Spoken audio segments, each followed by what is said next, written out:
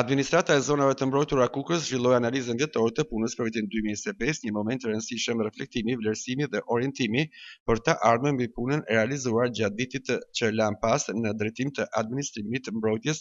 dhe menaxhimit të zonave të mbrojtura në qarkun Kukës. Gjatë këtij takimi u prezantuan rezultatet kryesore të arritura për gjatë vitit 2025, duke evidentuar progresin e bërë në ruajtjen e vlerave natyrore, menaxhimin e qëndrueshëm të territorit dhe forcimin e rolit të institucionit në mbrojtjen e biodiversitetit. Një vëmendje veçantë u kushtua analizës së sfidave të hasura në terren, përfshi presionet mjedisore, problematikat e monitorimit dhe nevojën për ndërhyrje të koordinuara. Në fokus të diskutimeve ishin gjithashtu prioritetet dhe objektivat për vitin 2026, ku u theksuar rëndësia e forcimit të menaxhimit të qëndrueshëm të zonave të mbrojtura, rritjes së bashkëpunimit ndër-institucional, zgjerimit të edukimit mjedisor dhe përfshirjes së komuniteteve lokale në proceset e ruajtjes së natyrës.